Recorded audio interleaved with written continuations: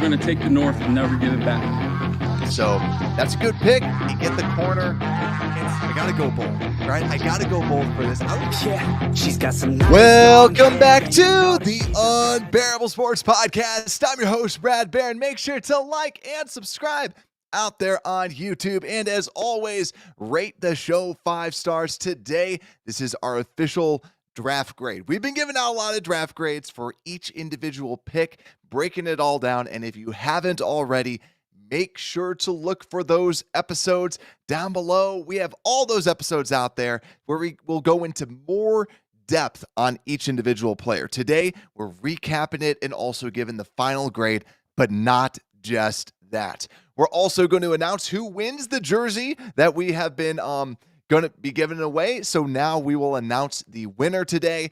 Also, we have more things. Final grades. We'll be going through undrafted rookie free agents as well. And also, probably one of my favorite little nerdy things, we're going to be going through cap space. How much cap space do the Bears have? And this isn't just a hook. I was very surprised at the amount of cap space when you factor in all the draft picks that are there too. So you definitely want to stay tuned for that because I was really surprised. And you got to thank Taylor Swift and the collective bargaining agreement to some of the changes that were recently happened to the rookie pay scale. So how are we doing, my friends? Guitarist, how is it? Go Bears. Cliff saying already A+ when you add the players Bears received in trades for 2024 picks. I like that, right? And I will actually bring that up too, because we have to remember that. We have to remember Keenan Allen. We have to remember Bates. We have to remember all those people that the Bears did end up getting. Also, Skokes, how's it going, my friend? Cliff, and then also Philip, how are we doing? Yeah, great draft indeed. I definitely agree there. So, without further ado, let's get into this. Let's get into who actually won the jersey, because it's been going on for a while, but because of all the awesome, amazing support that was out there, the winner of the jersey, wait a second, let me actually go into the actual slide, because we had it as a Darnell Wright jersey, but now it is the jersey of their choice. The winner is Tom S on Instagram. I sent you a message out there. I don't want to say your last name out there on the World Wide Web, but I sent you a message out there on Instagram. And also congratulations. I'll be shipping you out a jersey. So let's get in. So also let's get into all the other pieces that are out here. Philip saying too, yeah, addressed every team name. Lasan Akaib, I freaking love it. Woo indeed. And Muhammad saying, have you looked at the undrafted free agent signings? We will get into that a little bit. Some solid pickups that the Bears did make. And Cliff saying too, hey Brad, thanks for having a podcast tonight. Sundays can be barren for Bears info. No worries at all, Cliff. It's something I usually like to go live on Sundays when I can, right? And it's always kind of nuts a little bit, especially with all the draft time, but you're very welcome. So also, I have some videos too. So make sure to also like, because I might get demonetized for some of the videos that I show with the highlights. So we'll see, but let's get into it, shall we? And before we get into just Caleb Williams, I actually want to just say this up front. I think that this was one of the best drafts I've seen the Bears do in recent history. And it's not just the trades that they got, like with the with when you factor in like Montez Sweat and Keenan Allen and Ryan Bates. And also, I was talking to some podcasters, this was maybe less than a year ago, but a fairly long time ago. And they asked, like, we were just like kind of talking about different things. And I was saying how the episodes I get most criticized for before the whole Caleb Williams versus Justin Fields stuff came out there was actually on draft grades, because I've always been very critical of what the Bears have done. Not like I hate everything, but just more like, okay, I'll give a B for that. But I will say for this is an A draft. This is an A+ draft. This is one of the best drafts that I've seen, because as I was going through here, I was going through every draft pick, and what I always have been able to do is go, I would make this selection. I would have done this. I would have done that. And when you look back at a lot of these draft picks, you can't do that. You just simply can't do that. And to me, that's why I know that I'm supposed to say what it is at the end, but this is an A+ draft. No questions about it. And I'll also talk, and I was listening to more shows talk about this. And to me, I think that there's even more reason to love this. And I know not a lot of people talk about Kiran Amegadjie. I have so many points that I want to bring up today that I am chomping at the bit to go through there. Jeremy, how's it going, my friend? Brock, how's it going? He's saying, I think Ryan Poles has handled his cap management and moves masterfully. Very stoic. I like that. Like, he really has. He's been absolutely incredible. Cliff saying, too, this is the only Bears draft I have ever watched where I agreed with every pick. Exactly, right? The only one you could question is, like, Punter, right? So we'll be going through this, too. And let's get started with number 1 overall, Bears select Caleb Williams. And you already know it, right? Caleb Williams, absolutely incredible prospect. There really hasn't been a player like Caleb Williams. I think people are sleeping on how good Caleb Williams actually is. He's incredible. And here we got some little highlights playing. This is also courtesy of, let me just pull this up because this guy has just been crushing it. The NFL Film Room. I'm bearing down on Twitter. This guy just is incredible. He posts all sorts of film out there. So I'm just nabbing a little bit about that. Grab him, give him a follow, look him up on YouTube. He just crushes the game with videos out there. But Caleb Williams to me is just absolutely incredible. You see the agility, you see the quickness. He's able to run it. But whenever he's running, he's looking downfield and he's got the arm angles. He's got everything you need in the NFL quarterback. And I think too many times people are just sleeping on him because it's easy. It's way too easy to sleep on this guy because he's just too good. And what do? We saw this with Marvin Harrison. People started to criticize Marvin Harrison. Why? Because he was too good. So to me, Caleb Williams is the most talented quarterback we've had because Justin Fields was that, in my opinion, but we haven't seen someone with this amount of arm talent where he can just simply flick the ball and it goes 50 yards. It goes 60 yards, but on a dot. That is the thing that more people need to talk about is just the way that he's, as you see, of incompletion, because this is just every snap of his at Stanford when he went against Stanford.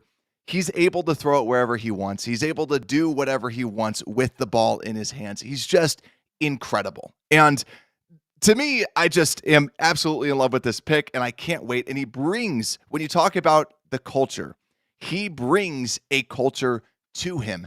Not a lot of players can say that. And ultimately, that is the reason why, to me, this is, if I had to regrade this again, this is still another just A+ selection. Yes. People say, well, this should have been the pick all along. It should have been.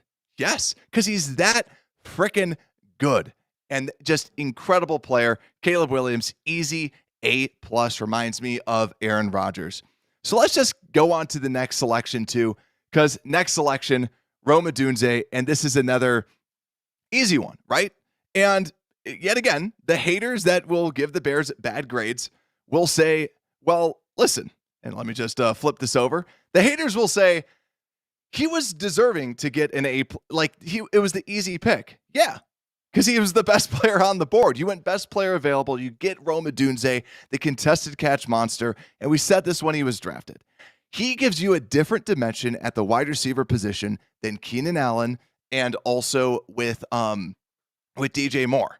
It's going to be a 3-headed attack, and you know Keenan Allen's probably going to go down with an injury with his old age. He does that. He does go down, and unfortunately, that's just the reality. So Tyler Scott, be ready to kind of come up. And also, I got to keep on moving my face around so y'all can see the highlights. but really, with Rome, he gives you this amazing presence, this possession receiver, and also a phenomenal route runner. I think a lot of people sleep on his route running ability. He's just absolutely incredible. And like I said, getting someone that's a 50-50 guy. And when Caleb is under duress, because he will be under duress, knowing that he's going to be able to just lob it up to a receiver, and he has Keenan Allen, Rome Odunze, or DJ Moore to just throw the ball to, that's his best friend. That's his best friend, an easy thing for a quarterback to have out there. So obviously another a pick, just an absolute incredible player. But let's go through some of the comments on just this first, because this was the A+ day one. There's nothing else you could have done. And I also want to say too, for those that watch the show, you know that I was high on Byron Murphy. So what about that pick? Why am I so happy about this? Rome Odunze was in a different tier than Byron Murphy and the other defenders that were in this class, where he was a top 6 player in this class and just an incredible prospect. That's why, to me, absolutely love him. Rome Odunze, everything that they did, masterclass. They stood put and got the receiver. Squeegee, what's going on? Bear down. Also, let me see what else is out there.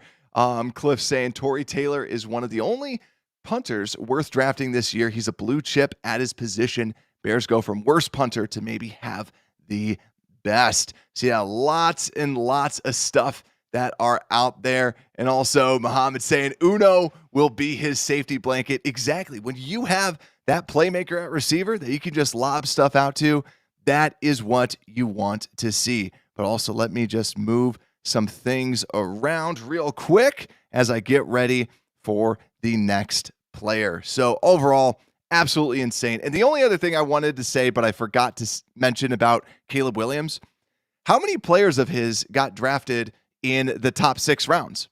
Did anyone know? The answer is 0. And it just further validated what everyone thought, who everyone thought was the person that was in charge there at USC. It was Caleb Williams. Even though that, I know we all wanted Brendan Rice, and we said it Brendan Rice has a weird profile to him, but still, people, with Brendan Rice, he fell to the 7th round. And same thing with Taj Washington. A lot of his weapons all went in that 7th round, where it's let's just take a flyer on these. Let's just take a stab at these guys. And that is a telling sign for what happens with the Bears and just what has happened with Caleb Williams. So ultimately, I love this. In day one, I don't know how you can't give this an A+, because that's what else did you expect them to do? Really, they took the best players there and just 2 sincerely blue chip players. It's just an incredible feeling. So now let's get into one where it started raising some question marks. Kiran Amegadjie. And to me, this guy is one of the people that is being slept on, I think, more than any of these other draft picks, even more so than the punter, because I think we're giving the punter hype. But I was talking to my dad about this. My dad and I, we always love to talk football. And he's like, I still would have maybe liked to have a defensive lineman. And I brought this up to him. And if you also aren't it wasn't like my dad hated the pick or anything like that. But with Kiran, I brought up, who would you have drafted there at 75 without the value of hindsight, right? And I guarantee you, most of us Bears fans, what comes up? We would go, well, I'd probably take Jonah Ellis, Dorless, or Austin Booker. Well, guess what Ryan Poles did? When you see the whole vision of it, Ryan Poles being able to get someone that most of us were clamoring for at pick 75 at 144, and then you get arguably one of the best left tackles in the game. And it's definitely arguable because, to me, I've shown this before. I had him as one of my top tackles. I think that he has tremendous upside to be a starting tackle. And when I saw other tackles out there, I didn't see the starting potential out of them. Where Christian Jones, I'm a big UT fan, I didn't necessarily see that. Kingsley Suamataia, Tyler Guyton, those players, I didn't necessarily see that. Kiran, he seems like a player that could start. But what I do think is going to happen is they're going to have him rest a year. He's recovering from his quad injury, so you got to give him, some time to get back from that, but so that it's fully healed. But ultimately, this guy plays with such tremendous pop and such tremendous power that it's just so much fun to watch. He's the left tackle for Yale. And when you're watching a bunch of offensive linemen, and, I get this all down together, and when you're watching it, and then I put on his tape, I'm like, holy crap, is this guy good? And you see him and you compare him to other players, and he's just far in between one of the best tackles that are out there, and he has the potential to be a starter. And also, this year, what we should be looking out for, I'm not talking about him taking the job of, let's say, a Braxton Jones. I don't think he would take Braxton's job. I think he would more so take a Nate Davis's job or be that guard and look for him to potentially take a guard spot because he played right guard at Yale. I think it was a right guard at Yale. I have him listed as left guard, but he played guard at Yale and had to shifted over to left tackle. But just an ultimate wow player, and getting someone like this. And then you come back and get Booker. That's what I'm talking about, is that he just looks phenomenal. And also I just saw the comment come through. What's going on, Pendergast, saying, look how small the DEs are that he's going against, right? Like, it's all these future doctors, right? It's all these doctors that he's going against. But I tell you, though, when you look at just how he moves, the speed, the agility, he is freaking awesome at what he has to do, all things considered, with just who he had to go through about this. So that's ultimately what goes down with it. But also, let me go through some of the comments too. Also, Ron saying, bear down, A+ draft. Seriously, this was an absolutely incredible draft for the Chicago Bears. You gotta love it. You got to love it. And then also, this is way out of the realm of facts and stats, but you think they will be on Hard Knocks? Great question, Brock. I do. I don't know if there's a more exciting team. I mean, there's probably some exciting teams, but right now, what the Bears are doing, you have Caleb Williams.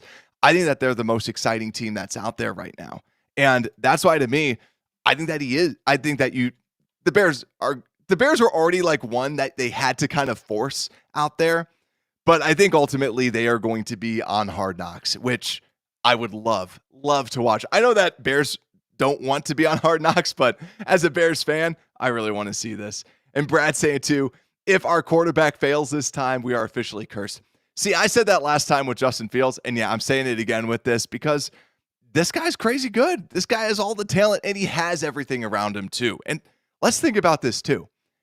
Just saying, if someone were to go down, because injuries do happen, we still have a Gerald Everett. And Gerald Everett that could play a little bit of slot with a Cole Kmet. Like, this team is so good. This offensive playmakers and weapons that are put around him are so good. I really like what the Bears have been able to do. So I absolutely loved it. But also too, I want to bring this up. Yet again, I forgot to say this because I'm just so excited about this. Rome Odunze, 100th percentile versus single coverage according to PFF. 100th. I didn't even know that was possible. So what you need to know is you have to double him. You have to double Rome Odunze. You have to double DJ Moore. You have to double Keenan Allen. And that's the beauty of this. Caleb Williams is going to be able to see what they're going to do. And if they're doubling one of your awesome wide receivers, you throw it to the other one. You have two other options. And if all else fails, you got Cole Kmet, a top 10 tight end that's out there. It's just phenomenal that they surrounded them with that many playmakers. So I'm loving it. I am loving it for sure. And yes, I do agree. Bears taking the division. And Gambit, what's good, my friend? I haven't seen you in a while. Nice to catch you live. Nice seeing you again, my friend. And then also, yeah, Brock saying going against doctors, right? Like Kiran going out there, like probably making the same amount as a bunch of his friends that he used to go to college with at Yale. So for sure. So let's get going with pick 122. And I think this is the most questionable, and arguably this is because the Bears drafted a punter. And I want to say this before we get into all the other pieces about punters and other things like that. I remember when the Bears drafted Trenton Gill, I did a graphic and I couldn't find the graphic. It lives somewhere out there. So when I did the graphic, I looked at kickers versus punters because people always kind of say, well, if you draft a punter, and I saw some people say drafting a punter is just a crapshoot. But I remember when I did that study, what I remember seeing was punters that are drafted are much more safe than kickers that are drafted. And you can do the same exercise. Go through, see kickers that were drafted, and it's a complete crapshoot. Punters that were drafted always start for their teams and play for their teams for a more handful of years. But also, Tory Taylor the dude is just different. And we see this all the time.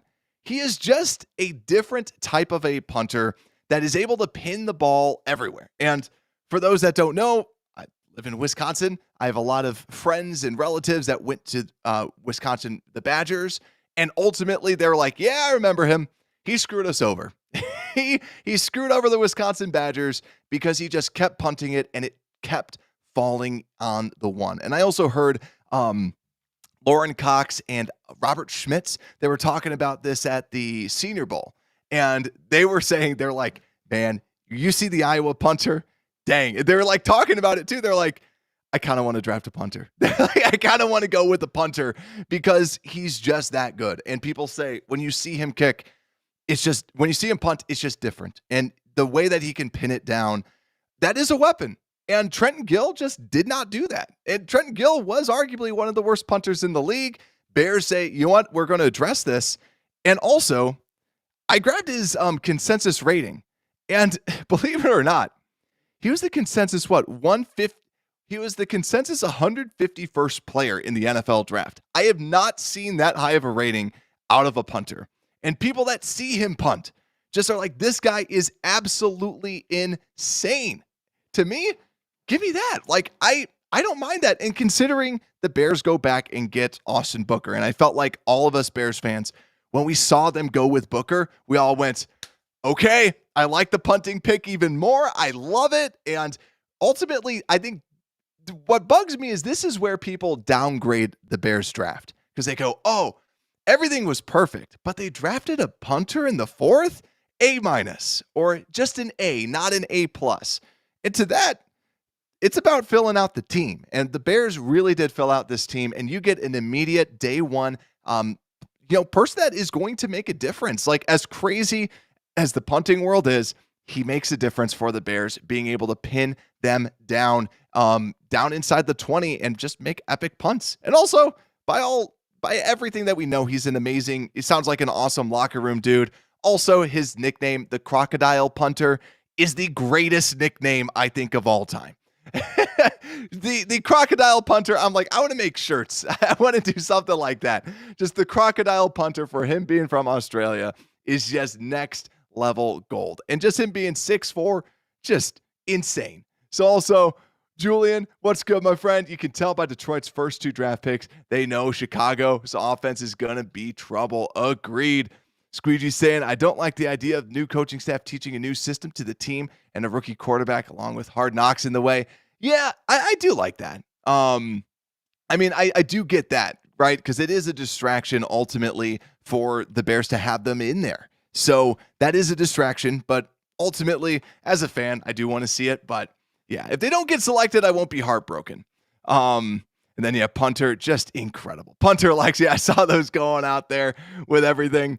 Tory Taylor is the punter. He's better than Punt God from a past draft. And that's a good point, too. We said it when he was drafted. Punt God was Matt Araiza. Matt Araiza was all about driving the ball deep was his thing. Was he would smack it and it would go 70 yards, right? And it was just insane. But the thing is he wouldn't pin it at all. And that's where with him, I would rather have a coffin corner punter that is just incredibly accurate. That's what he gives you. That's ultimately what Taylor gives you with that. Scooby, what's good? Saying Legatron. And then Sanchez saying Trenton Gill, 38 net yards. Yeah, that's not good. And Gambit, hit the like button. Yes, indeed. Thank you all so much. I said this at the beginning. These highlights, I might get demonetized, but we'll see. It's worth it just to be able to see the players out there too. That's what I want us to be able to do today for all of us out there. But yeah, just truly the Crocodile Punter being able to pin everyone into pin them deep. That is what you want to see out there. But yeah, the only question that I have heard is that he does take a little bit of a wind up as he punts the ball. So that is something that he does do, is he does take a little bit of a wind up. So ultimately, I am excited for a punter. And it's just the vibes, man. It's just the vibes of the Bears right now. It's just a fun freaking time to be a fan. Honestly, I'm just excited. But let's go over to the last pick of the draft when the Bears traded the 4th pick next year for Austin Booker. And y'all already know what I think about this. I love this pick. And I feel like all of us love this pick of Austin Booker. And I said this on the show too. I'm not even like super high on Austin Booker when it, compared to consensus, but I love him in the situation with the Bears. And that's where next year I need to do my big board specifically for the Bears, because this was one of my biggest fits for the Bears. And you see it too when Matt Eberflus was talking about him. He's like, they're like, oh, so what about Austin Booker? And he just smiles ear to ear and he's like, oh, Booker. And he just gets super excited. But man, Booker is insane. I was just looking at his stable metrics, where stable metrics are things that it's specific to an individual player. And it's really tied to just how do you do, not everyone else around you. Listen to this. Because keep in mind, he's probably going to be a designated pass rusher. But even then, he was in the 96th percentile last year in run defense grade, 92nd percentile in run stop percentage at 10.2%, which is crazy good. Then his pass rushing ability, 14.8 doesn't look pretty, right? It's the 89th percentile for pass rush win rate amongst defensive ends. And then here's the big thing. Chances are, day one, he's going to be your designated pass rusher this year. He was in the 98th percentile in true pass set win rate. So when he knew it was a passing down, when it was a guaranteed passing down, he pins his ears back and he flies. And also, just the level of pop that he had. Because why did the Bears love him so much? Well, you already know. The Bears love their guys out of the Senior Bowl. And just look at this set. This is going against Jordan Morgan at the Senior Bowl. The new Packer. Just freaking tossing him aside and just yeeting him out of the way. Look at this. Just absolutely incredible. And it's the level of power that he has. And like we said, the length. The Bears love the length. He has great speed to power, and the difference, because I know some people are like, well, didn't we have a developmental prospect named Dominique Robinson that hasn't really panned out yet? I'd say that the biggest difference between him and like a Dominique Robinson is that Dominique Robinson didn't have pass rush moves. He was a raw, just pure athlete, but not necessarily a defensive end. And so when you put on the tape of what Austin Booker does look like, this guy came away with 8 sacks last year. So it wasn't like he did nothing like what Dominique Robinson did. He just can hunt. He is strong. And yet again, he's got the length. He's got the frame. You can put it on him. And I think ultimately, like, when someone gets drafted, a big part of what they become is based on where they go.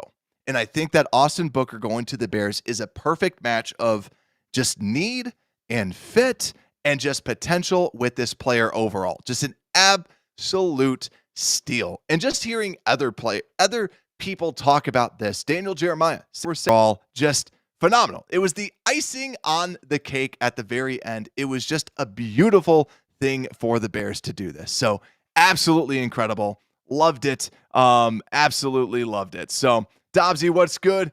How is it going? And yeah, good question about the punter. Will he do kickoffs? We'll have to see. I think that will be the big piece. And Julian's saying, you give Booker 15 pounds? Yeah, he's just going to be crazy. It's just going to be awesome. It's going to be so much fun to watch.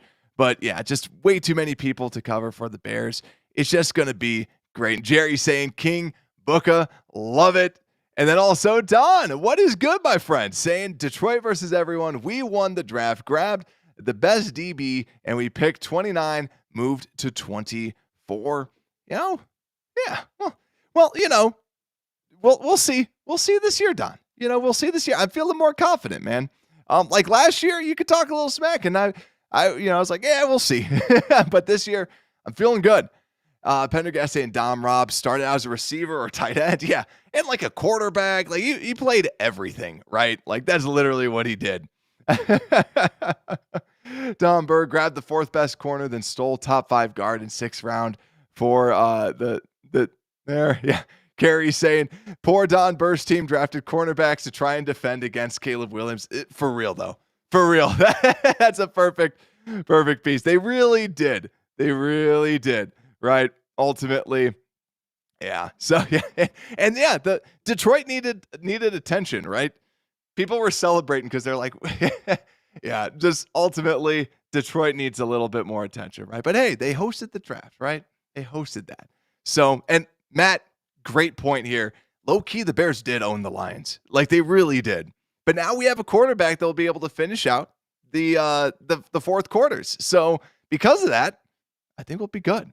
So ultimately, loved this draft, and like I said, I'm giving this an A. It's easy. This is just a phenomenal draft. And when you factor in that they traded the second for Montez Sweat, they traded a fourth for Keenan Allen, they traded and they got Ryan Bates. Like, and then you factor into like Dan Feeney and N'Keal Harry, right?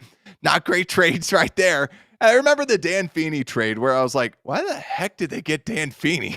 Because Dan Feeney's never been good, but they traded a future 6 for it, and now we're paying the piper right now. So Ryan Poles, let's not do those trades again and just do that for Dan Feeney. But ultimately, when you look at everything, this is an A+.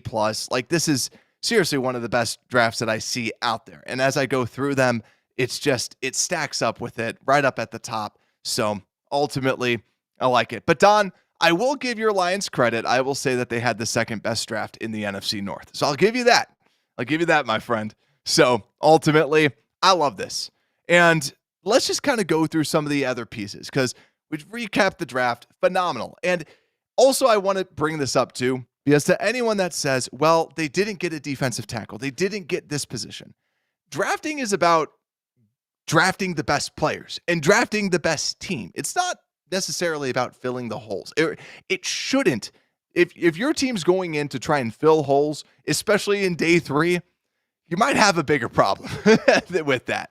Ultimately, I really liked it. But yeah, I also want to say too, yeah, for Minnesota, the only thing I didn't love about their draft, but liked as a Bears fan, is low-key when you see the amount of draft picks that they gave up to move around, it's kind of bad. Because that's the thing when you look at it, that itself was a little bit poor.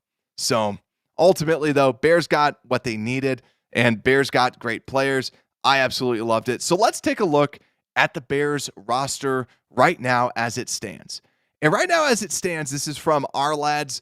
I'm loving this. And you look at where they need to upgrade, and I think that the Bears like the center position.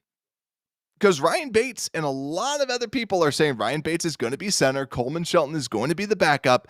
So you look at this, and I think that they're pretty good. And you look at Kiran Amegadjie as the backup tackle. Larry Borum is going to be the big question. And also, I did look this up, and Sports Style Chicago, or Triple R as we used to know him as, he was correct. Larry Borum, a $3 million cap hit for Larry Borum. So if we cut him and get rid of him, it will be a $3 million savings.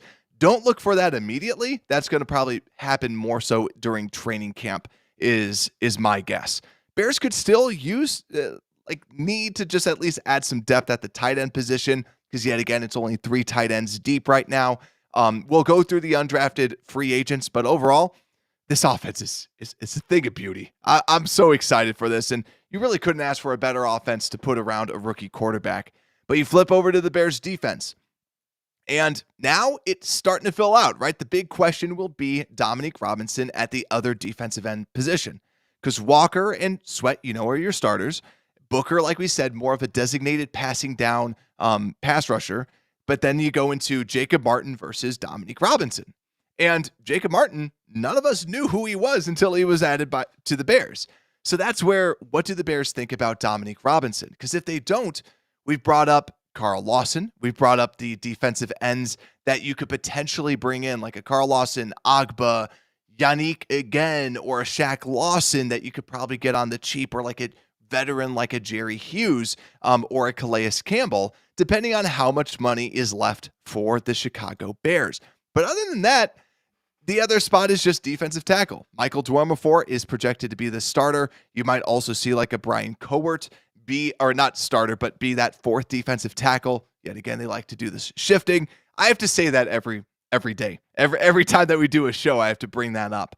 But I think overall, this is good. This this is a good team and it feels good. So let's talk about the cap space. So with the cap space, I calculated this and I was looking at this before and I felt pretty happy because we predicted what the Bears were going to have last time, because last time we said they should be around 23.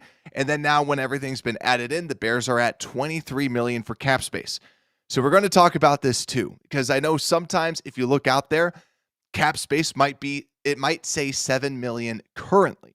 You have to look at the difference between top 51 or all of the players on the active roster.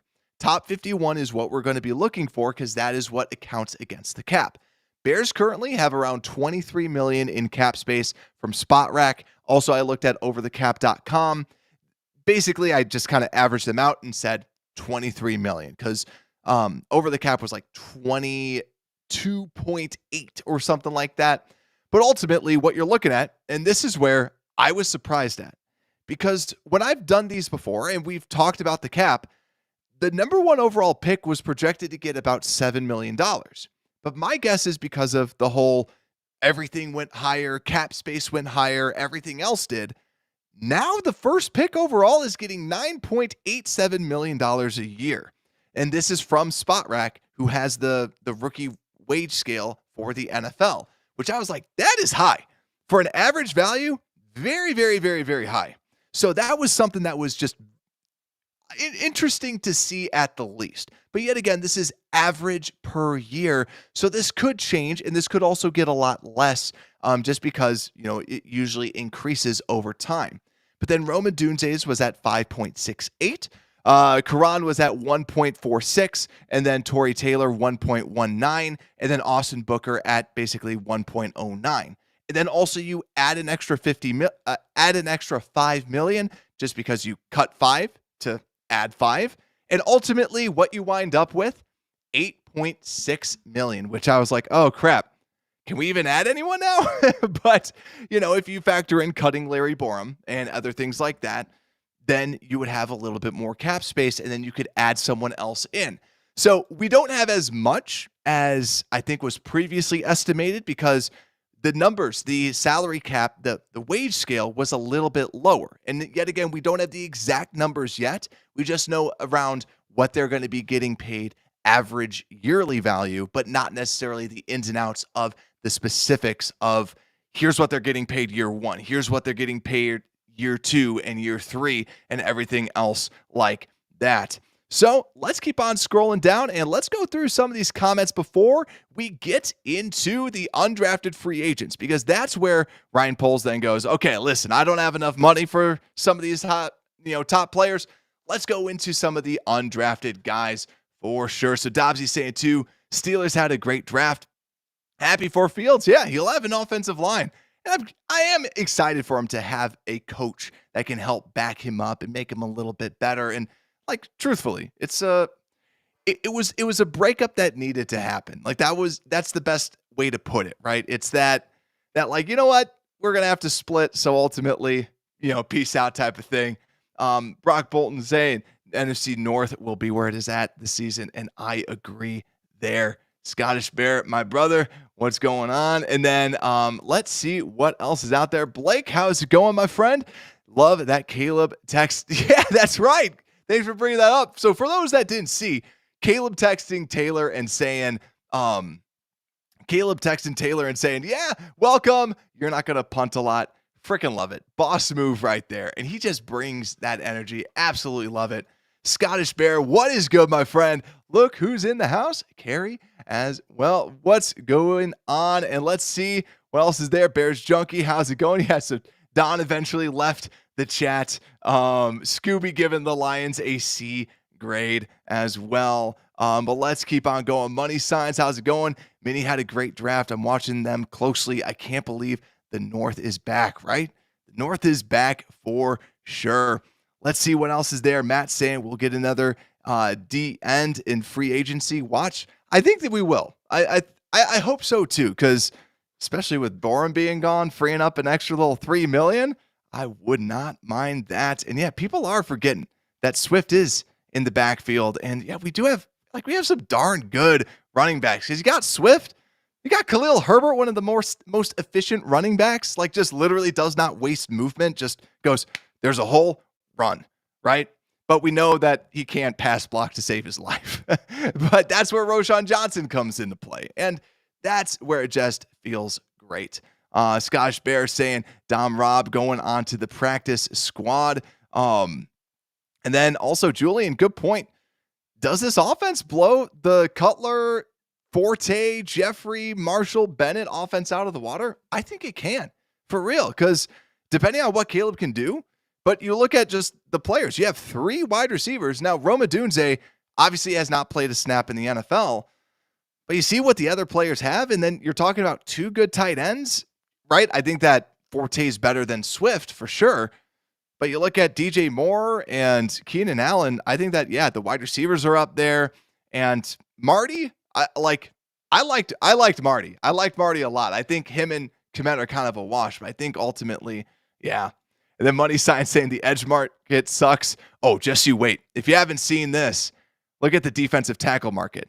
Like I should have this time around, I really should have put like a fake name on the defensive tackles just to see, be like, all right, everyone, spot the fake name, because you wouldn't be able, like most people would not be able to be like, all right, like Raheem Nunez Roches has played like the most out of all these players that we're seeing right now last year. Like it is just crazy. Also, Barlissimo. If this is the true Barlissimo, welcome, my friend. Big fan. Jets traded for John Franklin Myers today, adding a D end. By the way, yeah, trade is still a possibility. That is a good point. And also, speaking of trades too, the 6th rounder, like, you know, we traded a 4th rounder, and now we might get another 4th rounder because if Justin Fields starts, right? So I love how the Bears did trade that 4th rounder next year to ultimately land a defensive end. But let's see what else is out there. Yeah, the chat is blowing up out there. And then also, Sean, what is good, my friend? Glad to see you on. Let me see what else is out there. King Wolf, Austin Booker could be another Julius Peppers. Dude, he could be the steal of the draft. I'm pumped. Sean's also pumped about Amegadjie. I agree there as well. But let's go into the next play. Let's go to the next group of people real quick, and let's flip over to, where is it? Here we go. Undrafted rookie free agents, because I just saw something about this. Scotch Bear saying Keith Randolph Jr. could make the 53. I agree. Let's break down some of these undrafted rookie free agents. The Bears have been adding them like crazy. This isn't like with Sanborn, right? I knew like Sanborn, he was phenomenal. And then Bagent was kind of like, oh, look at him. So the Bears have added, let's go through the list of people that the Bears have signed. So we got Austin Reed, Western Kentucky, who is the 281st consensus player, quarterback out of Western Kentucky. You know, it's that air raid. They're going to be throwing it like crazy, and he got his work done there. Then the Bears added running back / kick returner Ian Wheeler out of Howard. He did not rank. He was not on the board. So just more of a, let's just see what he's got out there. And also kick returner, such an important position. Wide receiver Odu Halari out of Bowling Green, the 399th consensus player. Then tight end Brendan Bates out of Kentucky, 602. Still would like to see them add a little bit more tight ends just to add some depth out there. Then offensive tackle. A lot of people are hyping this up. Theo Benedette out of British Columbia. So a lot of people that I know have ground his tape already. I have not been able to turn on his tape like this selection. The 368th player on the consensus board. Then also you look at defensive tackle. This is everyone's favorite. Put a star next to him. Keith Randolph out of Illinois. I should have put together a profile for him. But what I could tell you about him, I mean, a lot of you have probably seen him. But this is a quick, like he is a 3 technique type of a player. If he makes the roster, you're going to see him as the backup to Javon Dexter at that 3 technique, which I absolutely love. Zach Pickens was playing more than 1 technique, 0 tech last season. So now you have Keith Randolph, more of a 3 and a 5. So kind of, for those that don't know, kind of playing that you're really going against the guard, or you're kind of shifting over a little bit closer to the tackle. So more of a quick, agile, gap shooter is what I saw a lot on his tape, just trying to squeeze through the guard and the tackle to try and wreak some havoc. So he definitely could be playing for the Bears. And then another player, defensive end, Jamry, I totally butchered this. You guys can fix me in the comments. Jamry Chroma out of James Madison, the 385th player on the consensus board. What I could tell you about him, crazy freaky athleticism. Why not bring him in, right? Bring in the athletic people that could potentially turn into something. Let's see what he does. Then the last one's Carl Jones out of UCLA. He was unranked. And then Reddy Stewart out of Troy, a cornerback at 4'10". We talked about this during the pre-draft stuff where the Bears seemed like they wanted to get a corner, but ultimately did not. So yet again, they bring in some more UDFAs. But then the other people that are out for tryouts, these are all people off the consensus big board. So very far down the ranks. Wide receiver Marcus Rogers out of Troy. Offensive linemen David Sikowski out of Stonehill. Noah Adeji out of Weber State. Center Hayden Gillum out of Kansas State. Edge John McCartan out of Oregon State. And Travion Blaylock, safety out of Wisconsin. So this is your undrafted rookie class. And I'm seeing some people out there just kind of talking about some of these players. And let me just kind of highlight some of them. When you really look at this class, I need to dive a little bit deeper into them. But for real, when you look at this list, it's the real stars of the show are Keith Randolph from Illinois and Jamry Chroma out of James Madison, just being more that physical specimen, someone that you could bring in. Also, Squeegee, thank you so much. Saying hit the like button, please. Thank you so much. I definitely appreciate that out there. But then also, yeah, so Keith Randolph, he should be able to make the team, should be able to turn some heads out there. And those are some of the players. Jamry Chroma, just got to grind the tape to just see some of his hands, but physical specimen. Barlissimo saying too, Jamry Chroma is a physical freak, and the cornerback we picked up had 3 pick sixes last year. Nice. I actually did not know that. Thank you for that. Yeah, the kid from Troy, the Eddie Stewart. So I'll definitely have to grind the tape on some of these players. Just was kind of throwing this together, but I think overall this was good. Like solid undrafted class, right? I don't know if Leonard Taylor ever got picked up, the guy out of Miami, but I didn't see that out there. Also, Sean, thank you for picking up that like. But yeah, ultimately, I like this draft class. And I think that we should all be excited about this. Like I mentioned before, I haven't been this happy and this, juiced up about a Bears draft class since like when we had the Justin Fields draft class. But that one, we were giving up an extra first to go get him. This, we gave up a future fourth? And we're going to probably get a fourth when Justin Fields starts for the Steelers. This is a phenomenal draft class and just a phenomenal day and time to be a Chicago Bears fan. Now, everyone, thank you all so much. Make sure to like and subscribe out there on YouTube. Leave a comment. Also, yeah, let me know who was your favorite player that the Chicago Bears drafted. Also, if you missed it, I announced who won the jersey early on in this show. So for all those live, you can go back there and replay it as well. And with that, Unbearable Sports Podcast, we are out. As long as my outro plays.